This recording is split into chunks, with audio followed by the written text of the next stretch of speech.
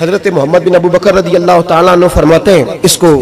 صاحب سبل الہدی والرشاد امام یوسف صالحی نے نقل فرمایا، کہتے ہیں کہ میں حضور کے ساتھ ایک جنگ پہ گیا تو واپس ہم آ رہے تھے تو اس جنگ میں بڑی فتح ہوئی، 5واں حصہ مال غنیمت کا ہم نے سرکار کی بارگاہ میں نذرانہ پیش کیا تو 80 اونٹ حضور کے حصے میں بھی آئے، اتنا نفع ملا۔ واپس آ رہے تھے تو ایک جگہ شام کا وقت ہو گیا، کچھ علاقہ اچھا ملا تو حضور نے فرمایا سفر آگے نہ کرو، یہیں پڑاؤ کر لو، پتہ نہیں آگے جا کے کوئی ایسی اچھی جگہ میسر آئے نہ آئے۔ حالانکہ حضور سارا کچھ جانتے ہیں، پر تعلیم امت کے لیے فرمایا یہی، کہتے خیمے لگ گئے، رک گئے، ایک ایک خیمے میں 2 4 آدمی۔ فرماتے میرے خیمے میں حضرت محمد بن ابو بکر، جناب ابو بکر کے صاحبزادے، تو میرے خیمے میں جو صحابی تھے نا وہ بڑے موٹے تازے تھے، بڑے وجود ان کا بسطۃ فی العلم والجسم، موٹے تگڑے۔ مغرب کی نماز پڑھنے ہم حضور علیہ الصلوۃ والسلام کی بارگاہ عالی مرتبت میں حاضر ہوئے، حضور کے پیچھے نماز پڑھی اقتداء میں۔ کہتے نماز مکمل کر کے نا تو صحابی کا دل کیا میں دست بوسی کروں۔ اس زمانے میں لوگ لکڑی کے جوتے پہنتے تھے، کھڑاؤں کہا جاتا تھا۔ حضور کے قدمین شریفین پر نالین مقدس نہیں تھے اور حضور کا وجود نا بڑا نازک تھا۔ صحابہ کہتے ہیں جب دست مبارک میں ہاتھ ملاتے تھے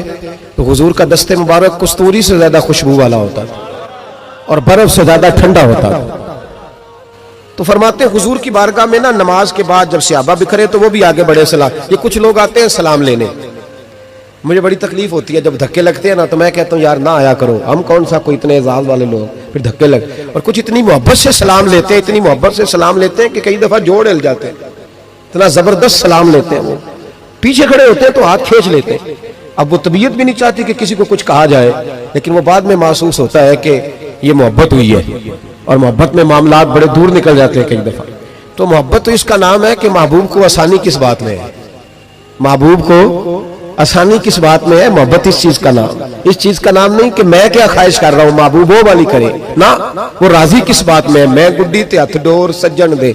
وہ جنج رکھے انج رہنا ہے، واجب نہیں جے وچ شریعت مندہ خصم نو کہنا، بات تو یہ ہے کہ اس کو آسانی کس بات میں، عام دام برسرے مطلب۔ وہ سلام لینے کے لیے جب آگے بڑھے نا تو جوش میں دوڑ کے آگے بڑھے، حضور کے دستے مبارک کو چوما، لکڑی کے جوتے پہنے تھے، حضور کے قدم مبارک پہ جوتا نہیں تھا، انہوں نے اپنے پیر سے حضور کا پیر دبا دیا۔ تو جو ہے میری بات پر، یہ باٹا کے جوتے پہننے والا جب کسی کا پیر دباتا ہے نا اور بندہ بھی تگڑا ہو تو ایک دفعہ سمجھ آتی ہے کہ کسی نے پیر دبایا ہے۔ تو محبوب کے دستے مبارک میں چھڑی رہتی تھی، سنت مبارکہ ہے چھڑی رکھنا، آسام مبارک۔ جب اس صحابی نے پیر دبایا نا تو نبی پاک اب وہ چھوڑ بھی نہیں رہے، دیر ہو گئی، پیر پہ پیر رکھ کے کھڑے، تو تکلیف محسوس کی، سرکار نے تو چھڑی پیٹ میں چبھائی، فرمایا یار میرا پیر تو چھوڑ دے۔ اب وہ پیچھے ہٹے تو بڑے پریشان ہوئے کہ یہ مجھ سے کیا ہو گیا، کانپنے لگے، رونے لگے۔ حضور نے فرمایا کوئی بات نہیں جاؤ۔ صحابہ نے بھی ذرا گھور کے دیکھا، محبوب نیچے بیٹھ گئے، اپنا قدم مبارک دبایا۔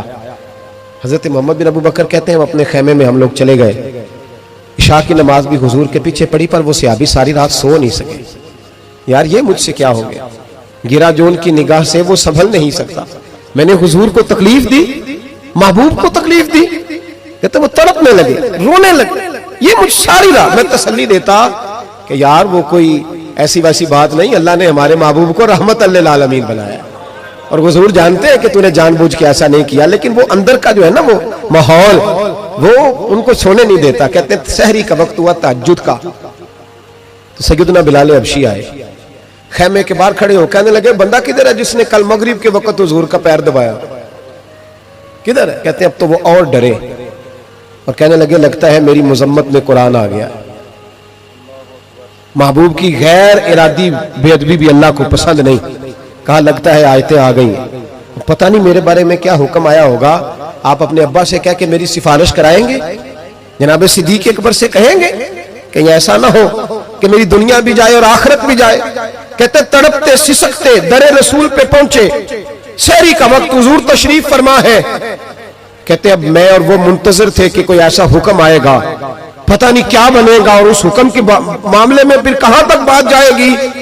قربان جائے۔ جب حضور کے سامنے کھڑے ہوئے تو سارا کچھ جاننے والے محبوب نے اپنی امت کی تعلیم کے لیے فرمایا بھائی